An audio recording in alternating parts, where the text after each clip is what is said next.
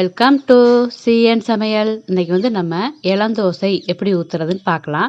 அதுக்கு தேவையான பொருட்களை நான் தோசையை ஊற்றிக்கிட்டு உங்களுக்கு கீழே போட்டுக்கிட்டே வரேன். நீங்கள் கவனமாக பார்த்துக்கிறங்க. நான் சொல்கிற எல்லா பொருளையுமே 2 மணி நேரம் ஊற வச்சுட்டு நைஸாக அரைச்சி எடுத்துக்கிறங்க. அதுக்கப்புறம் என்ன பண்ணணும் அப்படின்றத பார்க்கலாம் வாங்க. இப்போ பார்த்தீங்கன்னா நம்ம தோசை ஊற்றி பார்க்கலாம், எப்படி வருதுன்னு பார்க்கலாம். இப்போ பாருங்கள் மாவு அரைச்சி வச்சுருக்கேன் நான். இது முதல்ல கலக்கிக்கலாம். நான் இப்போ அதை வந்து அரைச்சி 8 மணி நேரம் விட்டுருக்கேங்க புளிக்கிறதுக்கு. கல் நல்லா காஞ்சிடுச்சான்னு பார்த்துக்குங்க.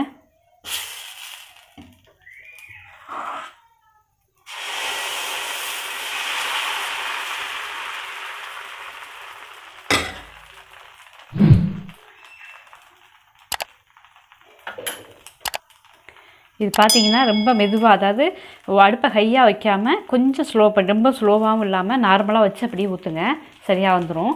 இது நம்ம மூடி போட்டுக்கலாம்.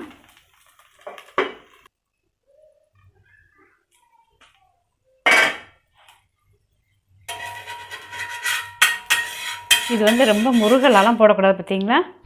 நல்ல இளந்தோசையாக இருக்குது.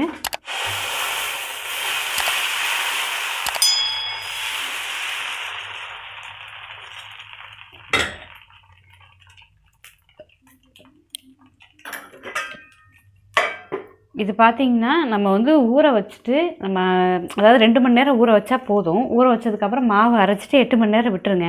நைட்டு அரைச்சி வச்சுட்டு காலையில் ஊற்றுனீங்கன்னா நல்லாயிருக்கும். இல்லை நீங்கள் வந்து சீக்கிரம் ஊற்றணும் அப்படின்னா இதில் வந்து லைட்டாக சோடாப்பு வேணுன்னா போட்டுக்கலாம். போட தேவையில்லை, போடாமலே இது பாருங்கள் நல்லா சாஃப்டாக இருக்குது. நல்லா நம்ம சோடாப்பு வந்து தேவையில்லை. இல்லை நீங்கள் வந்து அர்ஜெண்ட்டாக ஊற்றணும், மாவு இல்லை அப்படின்னா நீங்கள் வந்து லைட்டாக, ரொம்ப சோடாப்பு சேர்க்காமல் லைட்டாக சோடாப்பு சேர்த்துக்கிறங்க. அப்படிங்கிறப்ப அது வந்து கரெக்டாக வரும் உங்களுக்கு வந்து.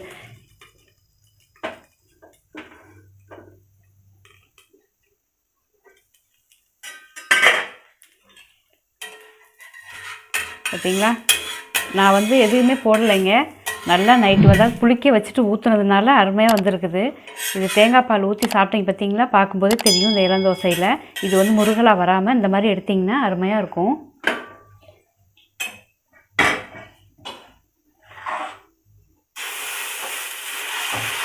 ஏன்னா சின்ன பசங்களுக்கெலாம் கொடுக்குறது வந்து நம்ம சோடா பூ வந்து சேர்க்க முடியாது இல்லைங்களா.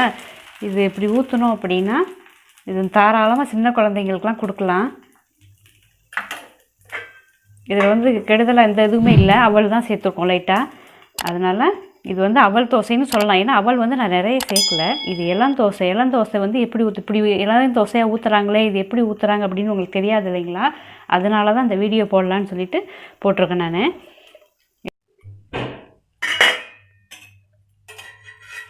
பார்த்தீங்களா, அழகாக ஒட்டாமல் எப்படி வருதுன்னு பாருங்கள். நான் சாதாரணமாக கல், அதாவது இரும்பு தோசை கல்லில் தான் ஊற்றுறேன், நான்ஸ்டிக்லாம் ஊற்றலை. பார்த்தீங்களா நல்லா வருது. இது வந்து நல்லா ஒயிட் குருமா அந்த மாதிரி வச்சு சாப்பிட்லாம், நல்லாயிருக்கும். இல்லை மிளகா சட்னி அந்த மாதிரி வச்சு சாப்பிட்லாம், என்ன வேணாலும் வச்சு சாப்பிட்லாங்க. இதுக்கு வந்து நல்லாயிருக்கும்.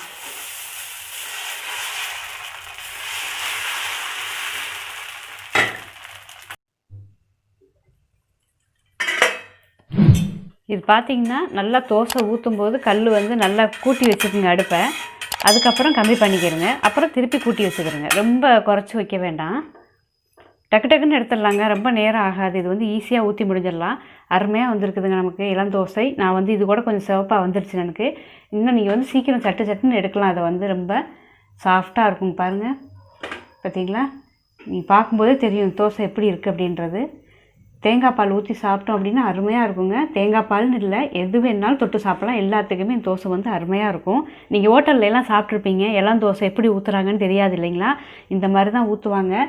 அவங்க எப்படி பண்ணுறாங்கன்னு தெரியல. நாங்கள் எங்கள் வீட்டில் ட்ரை பண்ணி பார்த்தோம், இது நல்லா இருந்ததுங்க. எங்கள் வீட்டில் எப்போவுமே இதான் செய்வோம்.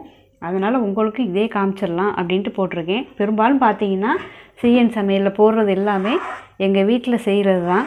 நல்லா இருக்குது அப்படின்றதுனால நான் உங்களுக்கும் ஒன்று ஒன்று அதை சொல்லிக்கிட்டு இருக்கேன். நீங்கள் செஞ்சு பாருங்கள், ஒரு தடவை செஞ்சு பாருங்கள். பிடிச்சிருந்ததுன்னா நீங்கள் செஞ்சு சாப்பிடுங்க, அவ்வளோதான். இதே மாதிரி எல்லா தோசையும் எடுத்து ஊற்றிட்டு பார்க்கலாம்.